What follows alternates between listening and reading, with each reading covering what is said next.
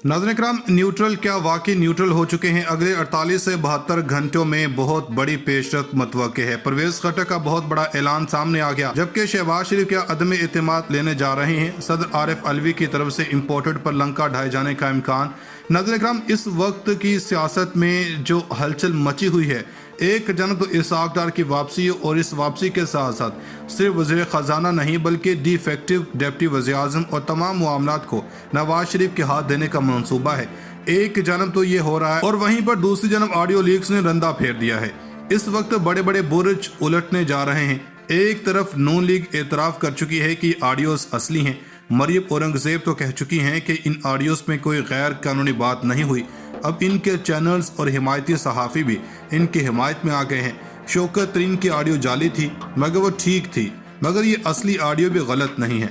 मरीम नवाज के दामाद का प्लांट आने वाला था, इसको कहा जा रहा है कि ये हमने रोक दिया है, हालांकि दामाद का 60% प्लांट तो आ चुका है। वफाकी वज़ीर ख़जाना मिफ्ताह इस्माइल ने नून लीग के कायद नवाज शरीफ, जो कि पाकिस्तानी अदालतों से मफरूर हैं, इनको अपना इस्तीफ़ा पेश किया। यह कौन से मुल्क में होता है, यह किस कानून के तहत होता है? यह बनाना रिपब्लिक में होता है। नवाज शरीफ के ज़ेर सदारत लंदन में इजलास हुआ और इसमें मुल्क की सियासी और मुआशी सूरत-ए-हाल पर गौर किया गया।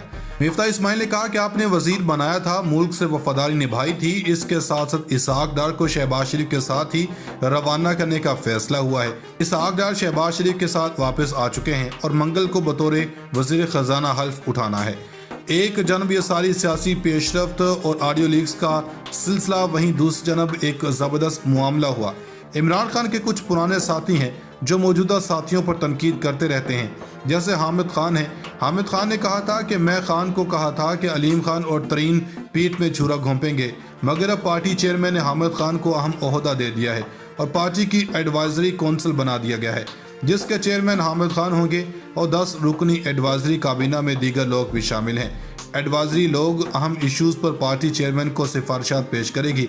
हामिद खान कप्तान की किचन कैबिनेट के हवाले से बयान दे चुके हैं, वो तो फवाद चौधरी के खिलाफ भी बयान दे चुके हैं। हामिद खान कहते हैं कि फवाद चौधरी तो चाहते थे कि अदलिया इन पर पाबंदी लगा दे, लेकिन इमरान खान की तरफ से अहम ओहदा देना, अपने पुराने वफादार साथियों को वापस लाना चाह रहे हैं कि पॉलिसी रिव्यू कर रहे हैं। अब इस सारे मामले में परवेज खट्टर अहम है।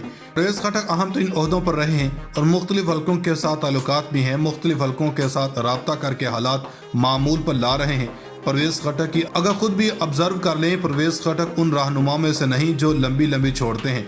परवेज खट्टर करप्शन या क्रैश टॉक नहीं करते, ये बड़ी टू दी पॉइंट बात करते हैं। जब नहीं करनी होती तो फिर नहीं करते, फिर ये चुप रहते हैं, कोई लूज बाल कम ही करवाते हैं। अब इन्होंने एक बहुत बड़ा दावा किया है।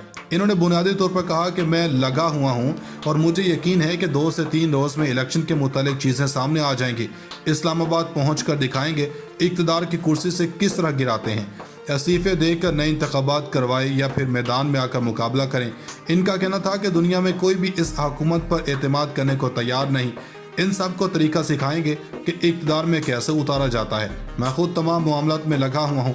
मुझे यकीन है कि 2 से 3 रोज़ यानी कि 48 से 72 घंटों में हालात दुरुस्त हो जाएंगे।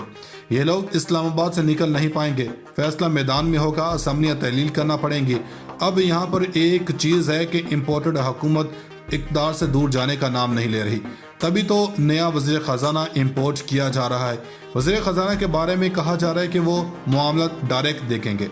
अभी बहुत सी वीडियोस और ऑडियोस आने वाली हैं।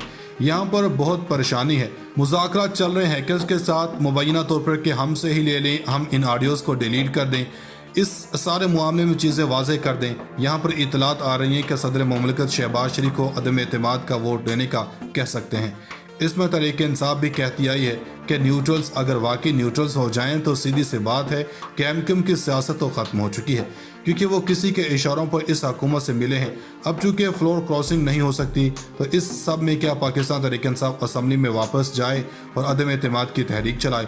इसके साथ ही साथ सदर किसी भी वक्त वज़ीर-ए-आज़म को कह सकते हैं कि आप एतमाद का वोट लें। तो अगर वज़ीर-ए-आज़म एतमाद का वोट नहीं ले सकता, फिर रन ऑफ इलेक्शन में चीज़ें जाएंगी। क्या कोई नया वज़ीर-ए-आज़म आएगा? ये मामला किस तरफ जाता है, ये सारे ऑप्शन ऑन दी टेबल हैं। परवेज खट्टर की बात अहम हो गई है।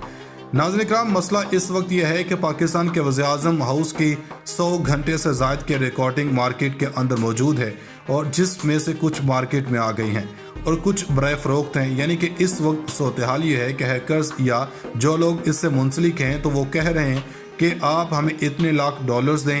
اور پاکستان کے سابق اور حالیہ وزیر اعظم، اور ظاہری بات ہے وزیر اعظم ہاؤس میں سیکیورٹی کے متعلق بھی میٹنگز ہوتی ہیں، آرمی چیف سے باتیں ہوتی ہیں، نیشنل سیکیورٹی کی میٹنگز ہوتی ہیں، قومی سلامتی کی ان کیمرہ بریفنگ ہوتی ہیں. یہ سب کچھ ہوتا ہے.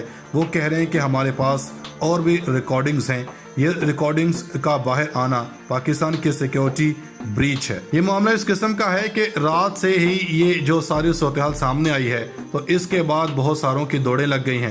ایک بات طے ہے کہ کسی مہذب ملک میں یہ کام ہوتا ہے جو اب تک بہت سارے اینٹی جنس کے سربراہان یا وہ لوگ جن کی ذمہ داری ہے وزیر اعظم ہاؤس کو پروٹیکٹ کرنا، اس کو محفوظ بنانا، یا تو وہ خود استعفے دے چکے ہوتے ہیں یا ان سے استعفیٰ لیا جا چکا ہوتا ہے. لیکن ان میں سے کسی نے ابھی کام نہیں کیا. لیکن ایک اچھی بات ہے کہ تحریک انصاف کا موقف ہے، کیونکہ خیال کیا جا رہا تھا کہ تحریک انصاف اس کو سیاسی مقاصد کے لیے استعمال کرے گی. تحریک انصاف بھی اس کی سیکیورٹی بریچ کو ایک بڑا مسئلہ کہہ رہی ہے. یہ آڈیو وزیر اعظم آفس کی ریکارڈنگز ہیں، تو کیا عمران خان کی ریکارڈنگز نہیں ہوئی ہوں گی؟ اگر عمران خان کل کو وزیر اعظم بنتے ہیں تو کیا عمران خان کی ریکارڈنگز نہیں ہوئی ہوں گی؟ اس سوال کا جواب ابھی تک کسی کے پاس نہیں.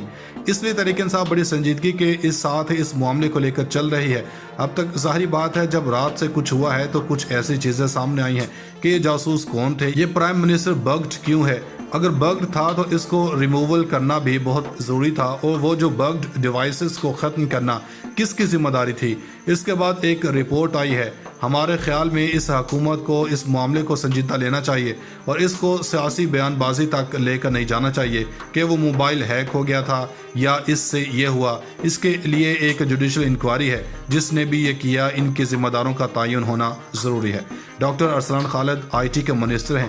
انہوں نے کہا کہ اصل سوال تو یہ ہے کہ 100 گھنٹوں سے اوپر کی ریکارڈنگ ہوئی کیسے؟ کیا وزیر اعظم ہاؤس کو بگڈ کیا گیا؟ کیا وزیر اعظم ہاؤس میں وزارت خارجہ کی باتیں بھی ہوتی ہیں؟ یہ پاکستان پر سائبر حملہ ہے. اس کا مطلب یہ ہے کہ یہ طے ہو گیا کہ یہ سیاسی مسئلہ نہیں ہے، یہ سب کے ہاتھ میں چیزیں فیس کرنی پڑیں گی. یہ بہت اچھی اپروچ ہے تحریک انصاف کی. Doctor Arsalan Khalid I T کے منسٹر ہیں. انہوں نے کہا کہ اصل سوال تو یہ ہے کہ 100 گھنٹوں سے اوپر کی ریکارڈنگ ہوئی کیسے؟ کیا وزیر اعظم ہاؤس کو بگڈ کیا گیا؟ کیا وزیر اعظم ہاؤس میں وزارت خارجہ کی باتیں بھی ہوتی ہیں؟